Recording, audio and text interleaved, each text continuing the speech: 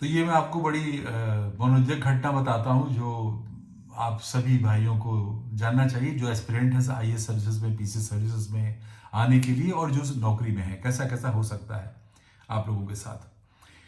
मैं सहजनवा में एसडीएम था और जैसा होता है एसडीएम का मेन जिम्मेदारी होती है कलेक्शन ऑफ रेवेन्यू।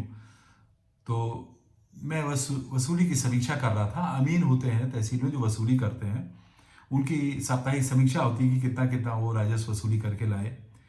तो ये जो राजस्व होता है इसके बारे में आपको बता दूं, एक तो होता है कि मैं लैंड रेवेन्यू, जो लैंड पे मालगुजारी होती है या पानी हमारी सरकारी नहरों से या ट्यूबवेल से सींचा जाता है उसका पैसा होता है।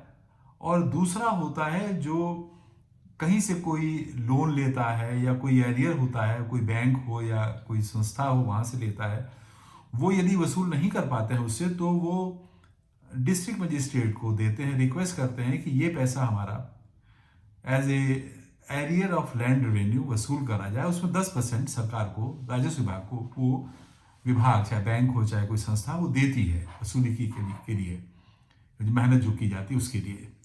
तो मैं वसूली की समीक्षा कर रहा था, उसमें अपनी जो इस हमारी राजस्व की वसूली होती वो भी थी और फिर बाहर की वसूली भी जब समीक्षा की तो उसमें मैंने देखा कि एक लगभग 6 लाख रुपए का बकाया था। 6 लाख उस समय 1988 89 रहा होगा, 89 88 89 89 था, हाँ, या 90 भी हो सकता है। उस समय 6-7 लाख की बहुत वैल्यू होती थी, तो उतनी बड़ी वसूली कोई थी नहीं। तो मैंने कहा भाई ये 6 लाख की वसूली कैसी है? तो सारे अमीन चुप हो गए, हम मुझे देखने लगे।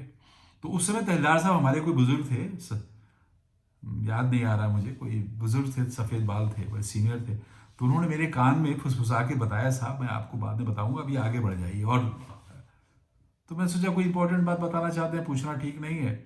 लेकिन मैंने देखा कि जिस समय वो मुझे बता रहे थे तो मुझे सारे मीन बड़े ध्यान से देख रहे थे, टक लगाए कि मेरा रिएक्शन देखना चाह रहे थे। तो मैं उस चीज को समझ नहीं पाया। आगे मैं फिर और वसूली के बारे में समीक्षा मैंने की और अमीनों को समझाया भाई वसूली ठीक होनी चाहिए, अच्छी होनी चाहिए।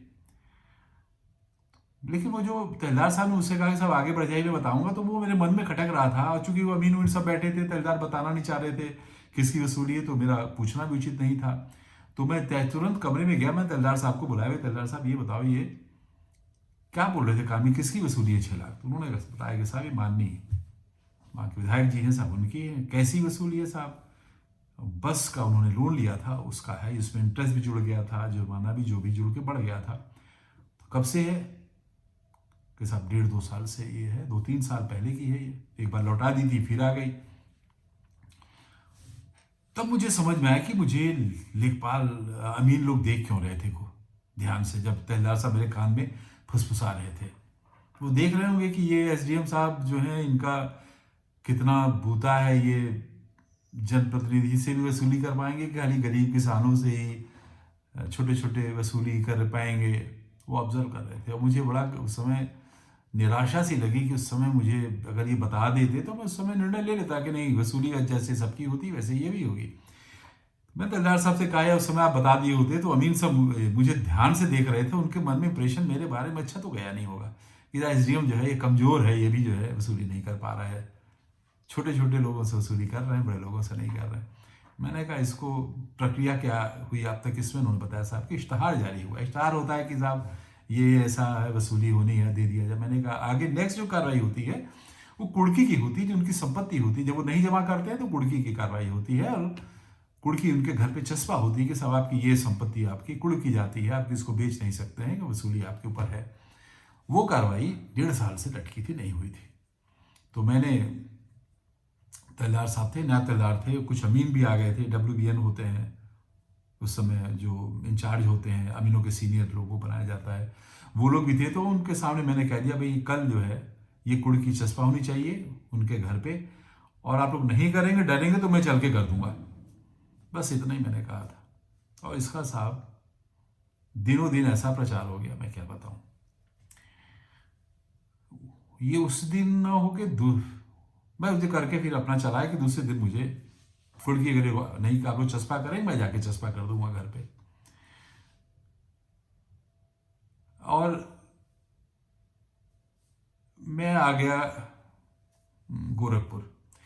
दूसरे दिन फिर मैं तहसील गया, मैंने कुछ शायद किया भ्रमण था, कार्यक्रम करके मैं आया। तो गोरखपुर में मुझे मैसेज आया कि आप डीएम साहब, शाम हो गई थी, 4-5 बज रहा था कि डीएम साहब ने बुलाया। तो मैं डीएम साहब के गया, तो बैठे हुए थे ऑफिस में, एक फाइल उठा के उन्होंने मुझे दे दी, रमेश इसको पढ़ लो। तो मैंने देखा उसमें आदेश बना हुआ था जिलाधिकारी का कि शासन के नियुक्त विभाग फला फला के आदेश फला के अनुपालन में रमेश मिश्र डिप्टी कलेक्टर को आज अपराह्न अवमुक्त किया गया। और उसमें डीएम साहब का साइन हो गया था अवमुक्त करने का, और मुझे करना था, मुक्त अधिकारी का मेरा साइन होना था, फॉर्मेलिटी होनी थी। तो मैंने फिर पन्ना पलटा आगे कि इसमें क्या, तो पीछे उसमें टेलेक्स मैसेज था जो नियुक्ति विभाग का, उसमें मेरा एतत् प्रभाव से रमेश मिश्रा डिप्टी कलेक्टर को जनपद बांदा में डिप्टी कलेक्टर के पद पर स्थानांतरित किया जाए, बिना प्रतिस्थानी की प्रतीक्षा किए तत्काल उनको कार्यमुक्त कर दिया जाए, क्योंकि उनके सक्सेसर को आए ना आए उनको कार्यमुक्त कर दीजिए।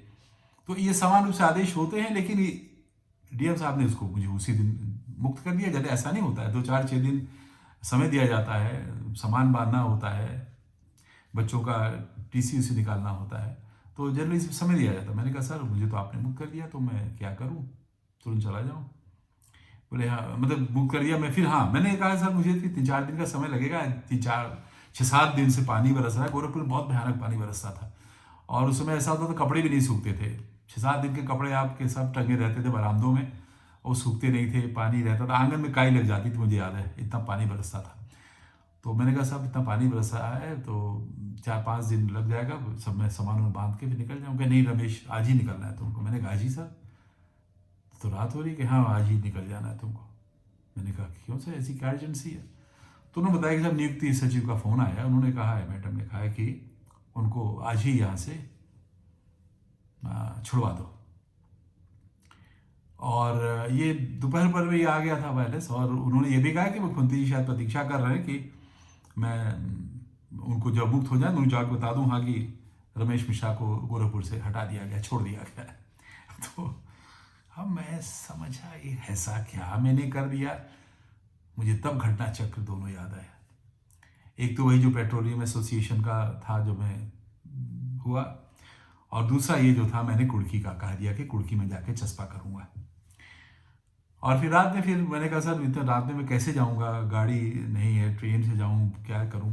बोले तुम चिंता न करो, वहाँ पे मजीठिया की शुगर फैक्ट्री होती थी चौरी चौरा में शायद, वहाँ से उन्होंने कहा मैंने नई गाड़ियाँ मंगवा है, वहाँ पे आई हैं, मैंने 3 गाड़ियाँ मंगा दी हैं, और चाहिए तुमको चाहिए गाड़ियों में सामान लाद के जो जरूरी सामान है लेके तुम चले जाओ, फिर बाद में मकान रहेगा वहाँ पे, तुम्हारे मकान का सामान का रखवाली लोग करेंगे, मैं लगा दूंगा आदमियों को, और तुम फिर बाद में सामान अपना मंगवा लेना।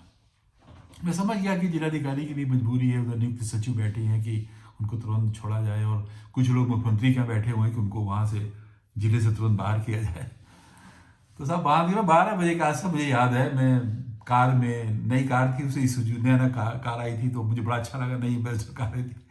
तो बच्चों को लिटा के, बस बच्चे दोनों सो गए थे, रात हो गई थी, तो पानी बरस रहा था, हम लोग घर से कार में जब आए हैं तो अभी भीग गए थे उसमें, उतनी इतना जोर से पानी बरस रहा था, लेकिन पानी रात में बंद नहीं हो रहा था, तो निकलना जरूरी था। तो भीगते हुए हम लोग बैठे, भीगे बैठे, बच्चों को बचा लिया था न भीगे, और दोनों बच्चों को पीछे ही कार, मुझे याद है पीछे की सीट पे मैंने इधर एक ऊपर ऐसे बगल में लिटा लिया था, वाइफ बैठी थी, मैं गाड़ी में आगे था, और गाड़ियाँ मेरे साथ पीछे थी, सामान लाद के हम लोग चले। मुझे याद है फिर वही सहजनवा होते हुए कुछ रास्ता था, हम लोग गाड़ी बहुत तेज नहीं चल रही थी, 8-7-8-9 घंटा मेरे ख्याल से लगा था बांदा पहुँचने में। और बांदा जब मैं सुबह पहुंचा, बांदा बॉर्डर की पहले भी मुझे याद है खलीलाबाद के आसपास जो है पुलिस मेरी गाड़ी को एस्कॉर्ट कर रही थी। वो कारों के बारे में डीएम साहब ने शायद इतला दे दी थी कि ये एसडीएम, रात का समय, बच्चे हैं, उनको भी लगा होगा, तो थानों की पुलिस मुझे एस्कॉर्ट करके था आगे शहर पार कराती थी, काफ़ी दूर तक आती थी, और फिर मुझे जय हिंद करके मुझे विदा करते थे। तो मुझे ऐसा पहला ये ट्रांसफ़र मेरा ऐसा हुआ कि रास्ते पर मुझे थानों की, जिलों की पुलिस भी रिसीव कर रही थी और मेरी गाड़ी आगे बढ़ रही थी। तो मैं सुबह का 8 7 8 9 बजा होगा मेरे ख्याल से, आया कि साहब ये बांदा, ड्राइवर ने कहा साहब बांदा आ गया। बांदा शहर की सीमा शुरू हुई, तो वहाँ पे दिन में एक पुलिस की जीप खड़ी थी और उसमें सब इंस्पेक्टर एसओ थे, वो आए, उन्होंने जय हिंद किया। मैं अच्छा लगा मुझे, तो फिर मैं वहाँ पहुँचा और पहुँच के मैं गेस्ट हाउस था वहाँ पे मेरे लिए, वो हाँ मुझे वो पुलिस एस्कॉर्ट करके गेस्ट हाउस ले गई। मेरे लिए इंतजाम था सब अच्छा से, वहाँ पे तहसीलदार वगैरह वहाँ पे पहले से थे और रहने होने का सब कुछ था, चाय फाय सब बना हुआ था, इंतजाम था। और फिर मुझे वहाँ जाके, अब ये होता है कि मैं आपको यहाँ पे अपनी बात ख़त्म इसलिए करता हूँ कि बांदा की कहानी मेरे लिए जीवन के लिए एक बहुत इम्पॉर्टेंट इसलिए है कि मेरे जीवन में बहुत बड़ा परिवर्तन आया और मैंने बांदा में जो काम किया मैंने उसकी कभी कल्पना नहीं की थी। ये मैं आपको इसलिए बता रहा हूँ कि हम लोग ट्रांसफ़र में सोचते हैं खराब पोस्टिंग पनिश, क्योंकि बांदा पोस्टिंग खराब होती थी उस समय। गोरखपुर से बांदा की पोस्टिंग पनिशमेंट पोस्टिंग थी। पहाड़ी एरिया है, वहाँ स्कूल नहीं अच्छे हैं, कोई अच्छा जगह नहीं है, सड़कें नहीं अच्छी हैं, अच्छी दुकानें नहीं हैं, पिछड़ा एरिया है, ये सब बांदा की खराब पोस्ट। लेकिन मैं उससे मुझे तो कष्ट थोड़ा सा था, लेकिन जो पुलिस ने मुझे वेलकम किया, मैं ये भी सोचता था, बाद में मुझे किसी ने कहा साहब ये आपके लिए इंतज़ाम नहीं था, ये देखा जा रहा था कि आप सीधे बांदा ही जा रहे हैं, कहीं और तो नहीं जा रहे हैं, कहीं घूम फिर के लखनऊ पहुंच जाए आप ट्रांसफ़र रुकवाने के लिए। इस वजह से आपको जगह जगह रास्ते में पुलिस आपको रोक रही, पूछ रही थी, आपको जय हिंद कर रही थी, देख रही थी। तो हो सकता है वो भी हो, मुझे मैंने उसमें बहुत जानने की कोशिश नहीं करी और कोई समय भी नहीं था वो सब सोचने का। बांदा में जब आके मैं आपको अनुभव बताता हूँ, मैं वहाँ पे पहुँचा ना, फिर मैंने जल्दी से नहा धो के, मैं डीएम साहब उस समय श्री राकेश गर्ग डीएम थे, मैं उनके पास गया, ऑफिस 10 साढ़े 10 बजे बैठ गए थे, मैं गया, वो जानते थे, उन्होंने मेरा ज्वाइनिंग लेटर वगैरह बना लिया था, उनको सब मालूम था कि मैं आ रहा हूँ और बोले ठीक है तुम ज्वाइन करो, नैरेनी तहसील खाली है, वहाँ पे तुमको मैं एसडीएम बना रहा हूँ, तो तुम वहीं पे चले जाओ, और वहाँ घर भी है, घर भी खाली है, साफ़ सुथरा है, वहाँ स्कूल भी है, हो जाए। पूछा बच्चे, मैंने कहा 2 बच्चे हैं, एक बच्चा स्कूल जाता है, एक अभी नहीं, बोले वहाँ पढ़ाई भी बच्चों की हो जाएगी। तो मैं आया घर पे, मैंने वाइफ से कहा कि गेस्ट हाउस में कि अब यहाँ क्या सामान खोलना है, चलो हम लोग नैरेनी चलते हैं। उसी में फिर मैंने गाड़ियाँ लेके चाय पी के नैरेनी चला गया। नैरेनी पहुँच के मैं उस घर में गया, और वो अब मैं आपको नैरेनी की जो बात बताऊँगा, आपकी इतनी खुशी होगी कि जीवन में हम लोग सोचते हैं कि हमारी पोस्टिंग खराब हो गई और भगवान ऐसा चक्र चलाता है, आपको भेजता है अच्छे काम के लिए। मुझे याद है कि भगवान राम को भी अयोध्या से राजा का उनका सिंहासन पर बैठना था और भगवान राम को चित्रकूट जंगल में जाना पड़ा। और मैं गोरखपुर अच्छा जिला था, मैं वहाँ से मैं भी चित्रकूट, बांदा जो था चित्रकूट मंडल में पड़ता था, और मैं ऐसे में बरसात में मुझे भी बड़ा दुखी मन से वहाँ भेजा गया। और जिस तरीके से भगवान राम को एक बहुत बड़ा काम वहाँ करना था चित्रकूट में जाके, मुझे छोटे से प्राणी को, एक मानव को, मुझे भी भगवान ने एक छोटा सा काम दे रखा था और बहुत ही मेरे जीवन का अभूतपूर्व काम था। मेरे जीवन को उसने परिवर्तित कर दिया। इस एपिसोड का, अगले एपिसोड को मैं चाहता हूँ सब लोग जरूर देखिएगा, आपसे काफ़ी प्रेरणा मिलेगी हम लोगों को। मैं यही अपनी बात विराम देता हूँ अगले एपिसोड के लिए।